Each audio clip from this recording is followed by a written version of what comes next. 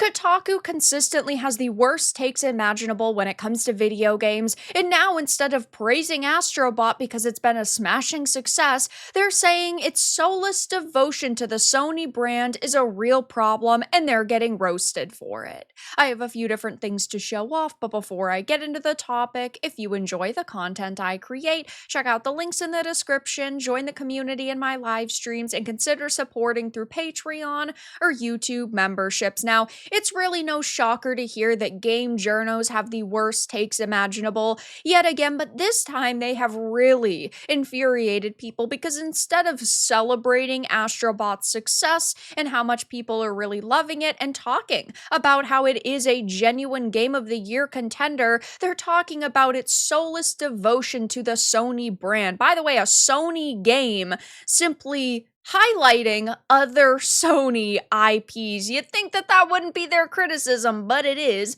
It says, of course, AstroBot is one of the most entertaining and depressing games I've played in ages. It's a loud, unrestrained explosion of creative energy. It's an antiseptic corporate product drowning in brand fellatio, a shining example of what current-gen first-party games can be, a dreary reminder of everything they're not. PlayStation is dead. Long live PlayStation. They seem very confused. They actually start off the article with a few paragraphs praising the game while also attacking Sony because they say, I honestly didn't expect AstroBot to be good because relentless trademark fetishism isn't usually where good design lives. So instead of just saying, hey, this is a really great game, they had to find some angle to attack it. And they go on to say, so why the insecurity? Why build on such a sturdy foundation with so many appeals to nostalgia? A nostalgia that, in spite of developer Team Asobi's best efforts, I have difficulty reading as productive. AstroBot's idea of a loving tribute, in quotes, is dressing up its little Funko Pop-esque mascots as something you recognize, turning them into collectibles, placing them in a big empty field together, and urging players to walk up to them and punch them in the head. They talk about how they won't pretend to be made of stone. I smiled when the Psycho Mantis bot made my controller rumble and my eyebrows hit the ceiling when I saw they included anything Incredible Crisis related at all. Nevertheless, this is for the most part not something actively, inquisitively engaging with the history of video games as a medium. It's a parade float game, which would be fine if it didn't feel like the parade floats were crashing into a dinner party. So instead of just simply saying they did a pretty good job with this game in totality, but I happen to just think that, yeah, some of the references are shallow in a game that clearly is supposed to just be lighthearted fun and is not supposed to be actively or incredibly engaging with the history of video games as a medium. They take this as an opportunity to attack one of the core elements of this game, which just so happens to be, trying to give you something nostalgic. These people consistently have the worst takes possible. They find reasons to shit on things 95% of people enjoy, but it's hip to be different in their opinions, I guess. I mean, I can't see any other reason why you would release a hit piece on AstroBot, so they run trash like this to appeal to the, at maximum, 5%.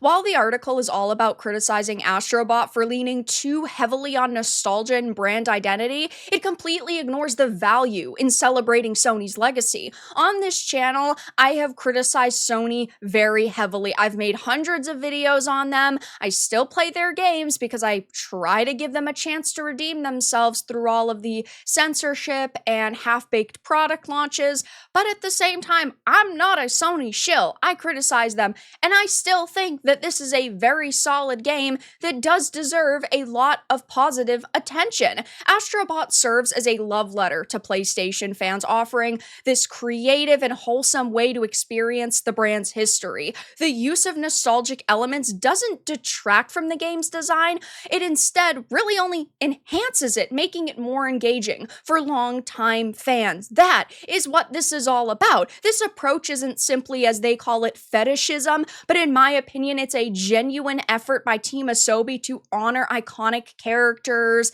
and games and stages in a playful, interactive manner, much like Nintendo's Super Smash Bros. Is liking Mario Kart's soulless devotion to the Nintendo brand because it's filled with all sorts of Nintendo characters.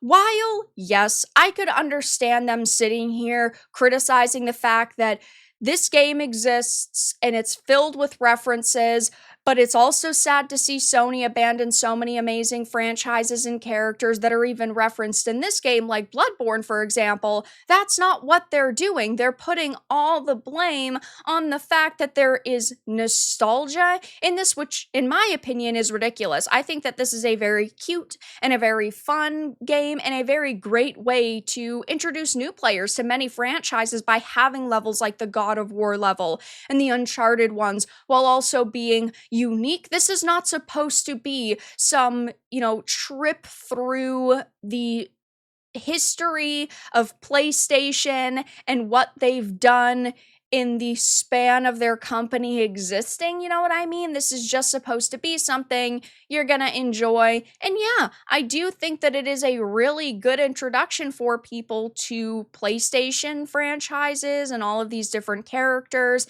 And for people with nostalgia, you're probably gonna see a few characters in this and you're gonna smile and you're gonna laugh. But instead, they've just decided to find any excuse to attack AstroBot, and they are getting absolutely wrecked for it right now over on social media. Taking to their X post, there are tons of people talking about how this is absolutely ridiculous. I think all of those references are actually what saved AstroBot in terms of marketing. Would half as many people even know the game existed were it not for making posts about Kratos, Days Gone, and Jumping Flash? I completely agree. I think that this could have stood on its own if they simply did not have all of these references in it, because its core gameplay is fantastic. It is extremely well optimized. It's a fun game, but having these references simply elevates it to another level. The writers at Kotaku really must spend all day stewing in their own misery.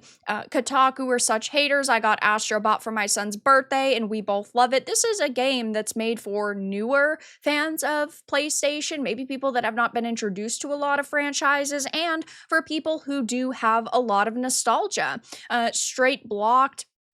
People are saying, oh wait, I'm not surprised at Kotaku. It's funny to see them get absolutely raked across the coals for what they've done at this point and what they've said, because nobody has any trust or faith in Kotaku, Polygon the Gamer, any of these mainstream outlets, because they never agree with gamers. They never have an opinion that I could really sit here and fully support. They do not care about writing articles that people would generally agree with, and instead, probably because they're so desperate for clicks, they come up with the worst takes possible. Guys, they're probably right. I mean, seriously, Kotaku has the foremost experts on soullessness. That's pretty funny. This is satire to make fun of the people who write dumb articles like this, right? Right? I don't care what you clowns say. My kids absolutely loved both games, and that's all that matters. Yeah, I mean, people just saying Kotaku is a garbage site, they're miserable, they never have a good take, which I completely agree with. So, of course, I'm not shocked to see Kotaku writing a hit piece on a game as, beloved at this point as AstroBot, because so many people have been praising it and because it's got such amazing reviews, and people are saying that this is definitely a Game of the Year contender in their opinion. And I bet that if that actually happens, if it gets nominated for anything or wins anything, we're gonna see the Kotakus melting down over the fact that it's such a smashing success. So I, of course, will be keeping my eye on these outlets to see if anyone else decides to write AstroBot hit pieces. But for now, that's all that I really had to discuss in this video. Let everyone know your thoughts in the comments below. If you enjoyed this, give it a like, and if you didn't, give it a dislike. I appreciate your support either way, but I will talk to you all again in the next video really soon.